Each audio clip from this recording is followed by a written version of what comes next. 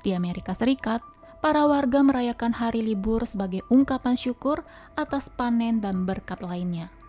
Dan hari libur ini mereka sebut dengan Thanksgiving. Bayangkan, Thanksgiving, hari yang seharusnya dipenuhi kehangatan dan kebersamaan keluarga, harus lenyap dalam sekejap. 2 anak perempuan kecil menghilang tanpa jejak. Penderitaan terbesar yang bisa dialami seorang ayah adalah ketidakmampuan melindungi anaknya sendiri. Hai teman-teman, selamat datang di Cerita Vincat. Hari ini saya akan membahas salah satu film thriller psikologis terbaik berjudul Prisoners yang rilis pada tahun 2013. Dibintangi oleh Hugh Jackman dan Jake Gyllenhaal, film ini bukan tentang soal siapa pelaku kejahatan, tapi cerita tentang seberapa jauh seorang ayah rela kehilangan moralnya demi menyelamatkan anaknya. Berlatar pada negara Pennsylvania, Amerika Serikat, hari ini merupakan hari Thanksgiving. Keller Dover membawa sang istri Grace serta kedua anaknya Ralph dan Anna berkunjung ke rumah keluarga Franklin untuk sama-sama merayakan hari nasional tersebut. Para ibu bertugas untuk menyiapkan hidangan makan siang, sedangkan para ayah membantu untuk menyiapkan tempat. Anak perempuan Keller bernama Anna meminta izin untuk bermain keluar bersama dengan anak Franklin bernama Joy. Keller mengizinkan mereka asal Ralph dan kakak Joy bernama Eliza juga ikut bersama mereka. Ketika mereka sedang berjalan, Anna dan Joy mendekati sebuah mobil jenis RV. Anna bahkan mencoba untuk memanjat mobil tersebut. Eliza mendengar suara yang berasal dari dalam mobil, namun Ralph dan Eliza segera membawa adik mereka untuk segera pulang. Setelah acara makan-makan selesai, anggota keluarga berkumpul untuk berbicara dan menyanyi. Kemudian, Anna meminta izin untuk kembali ke rumahnya karena dia ingin menunjukkan sebuah peluit berwarna merah kepada Joy. Orang tuanya mengizinkan mereka berdua untuk pergi, asal sang kakak juga ikut bersama untuk mengawasi mereka. Sayangnya, ketika hari semakin sore, Keller hanya melihat Ralph dan Eliza tanpa kehadiran Anna maupun Joy. Mereka semua panik dan mulai mencari kemanapun sekiranya akan disinggahi oleh kedua anak tersebut, walaupun harus menerjang dinginnya hujan. Keller memutuskan untuk meminta bantuan kepada polisi. Ralph juga memberitahu tentang mobil RV yang parkir di depan sebuah rumah. Jadi untuk sementara, para polisi akan mencari pengendara dari mobil RV tersebut. Kasus ini diketuai oleh Detektif Loki, seorang polisi misterius dan pendiam. Bahkan disebutkan jika tak ada satu kasus pun yang tidak bisa diselesaikan oleh Loki. Para polisi menemukan keberadaan mobil RV yang dimaksud. Namun, setelah berhasil menangkap sang pengendara yang bernama Alex Jones, tidak terlihat sedikit pun keberadaan Anna maupun Joy. Alex digiring ke kantor polisi dengan tangan terbogol. Langkahnya berat, namun matanya terlihat kosong, seolah tak benar-benar mengerti apa yang sedang terjadi. Di ruang interogasi yang dingin dan sunyi, Detektif Loki mencoba untuk bertanya dengan tenang, namun mengintimidasi. Tapi sesuatu terasa ganjil.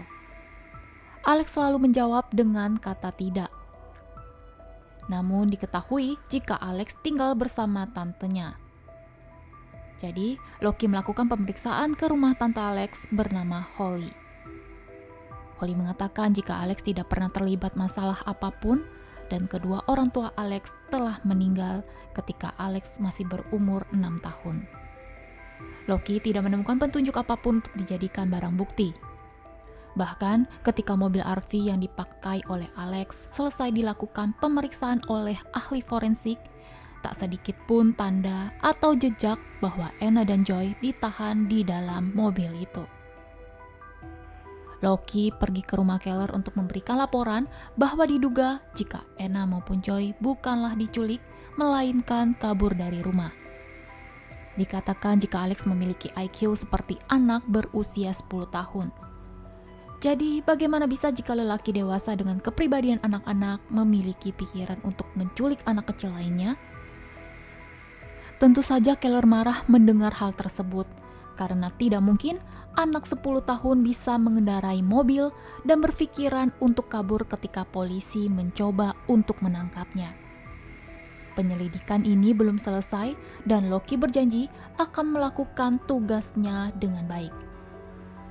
Loki terus mencari petunjuk dengan mendatangi dan menginterogasi setiap warga satu persatu. Hingga suatu malam, dia mendatangi sebuah rumah dan terlihat jika tuan rumah itu sedang mabuk. Loki menggeledah rumah tersebut tanpa izin. Ketika dia menemukan sesuatu yang aneh, membawanya menuju ke ruang bawah tanah. Dan Loki menemukan sebuah mayat yang duduk di kursi dengan tangan terikat. Mayat tersebut menggunakan sebuah kalung bermotif labirin. Ketika tuan rumah diinterogasi, dia tidak mengetahui siapa identitas mayat tersebut. Orang itu hanya datang untuk melakukan pengakuan dosa dan mengaku telah membunuh 16 orang anak dan akan terus membunuh lagi. Karena itu, sang tuan rumah mengurungnya di bawah tanah agar tak ada korban lagi. Karena tidak ada bukti jika Alex melakukan penculikan, maka dia pun dilepaskan.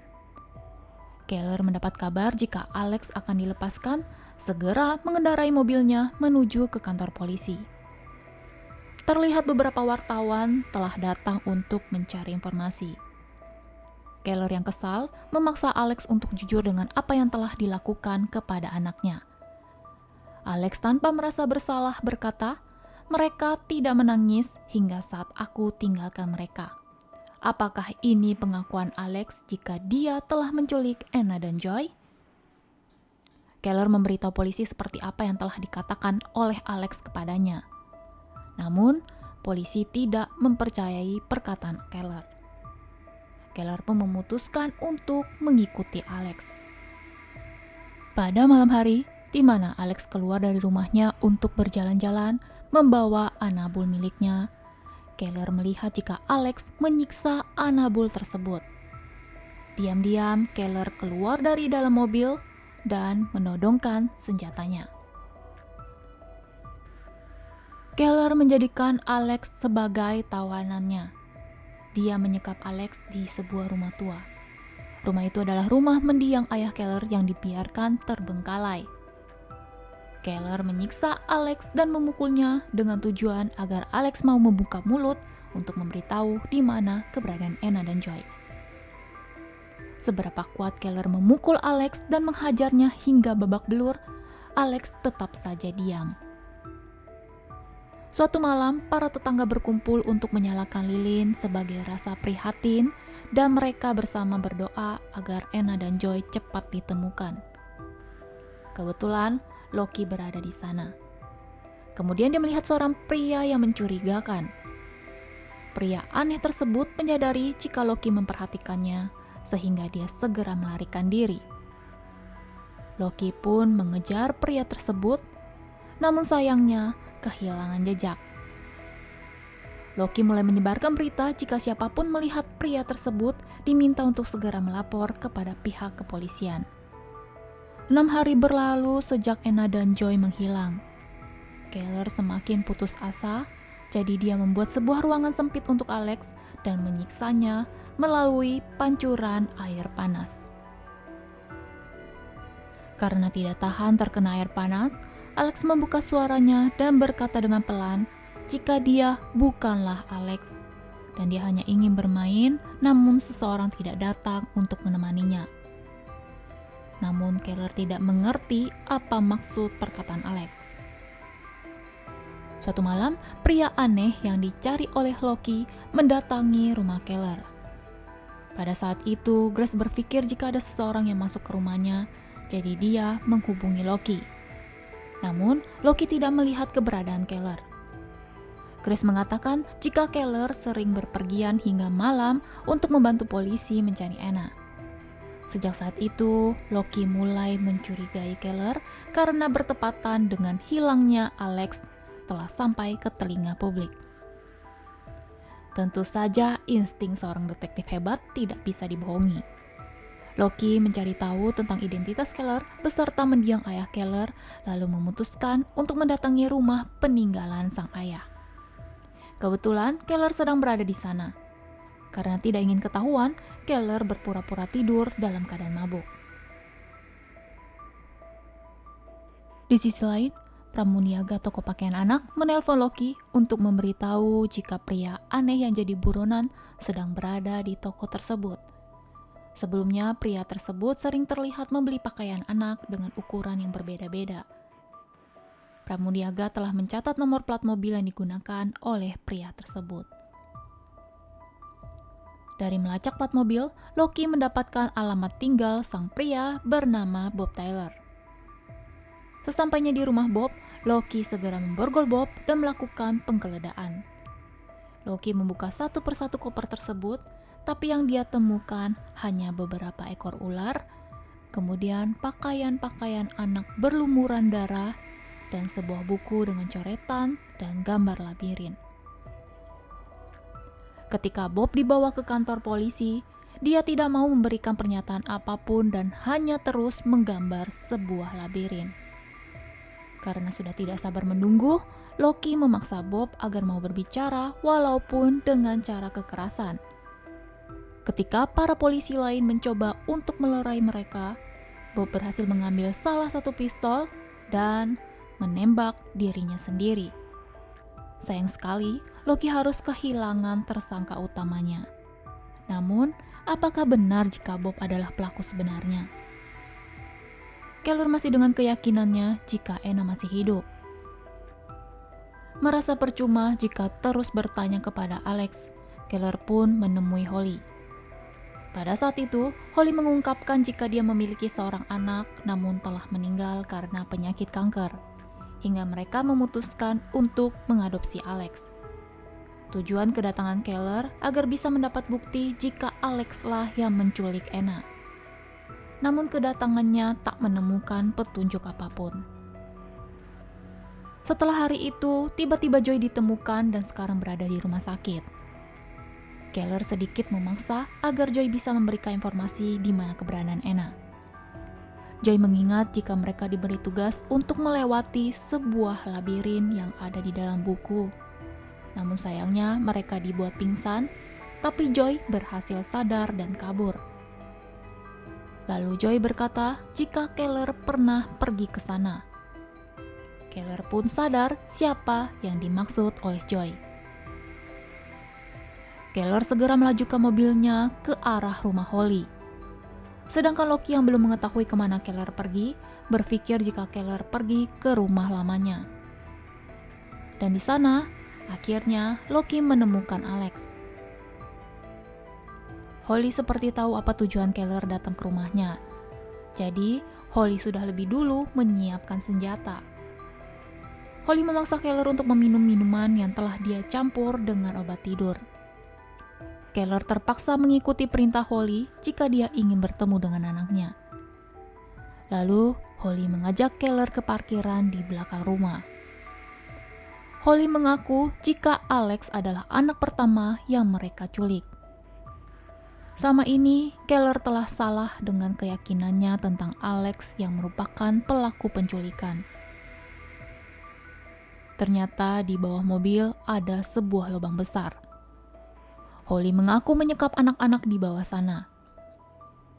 Kemudian Holly melepaskan tembakan ke kaki Keller untuk memaksanya masuk ke dalam lubang. Holly akan membunuh Anna dan melemparkan mayatnya ke dalam lubang yang sama. Di dalam lubang tersebut, Keller melihat peluit milik Anna. Pada malam itu juga, Loki mendatangi rumah Holly untuk memberitahu keberadaan Alex. Setelah mengetuk pintu, tak terlihat keberadaan Holly, jadi Loki masuk sendiri dan dia mendapati foto suami Holly yang menggunakan kalung sama seperti mayat yang dia temukan di ruang bawah tanah. Jadi, pelaku penculikan dan pembunuhan 16 anak adalah Holly beserta suaminya. Pada saat yang sama, Loki melihat Holly menyuntikkan sesuatu ke Anna. Karena melawan, Loki terpaksa menembak Holly hingga tewas.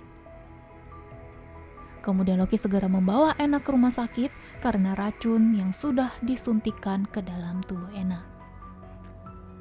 Perjalanannya sangat jauh dengan keadaan Loki yang juga terluka.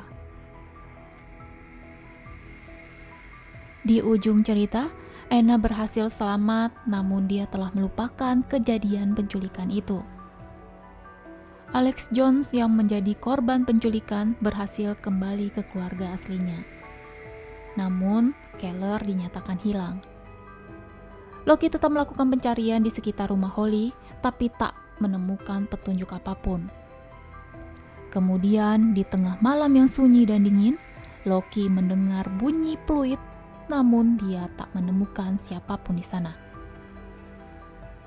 Film ditutup dengan tanda tanya besar, apakah Keller berhasil ditemukan?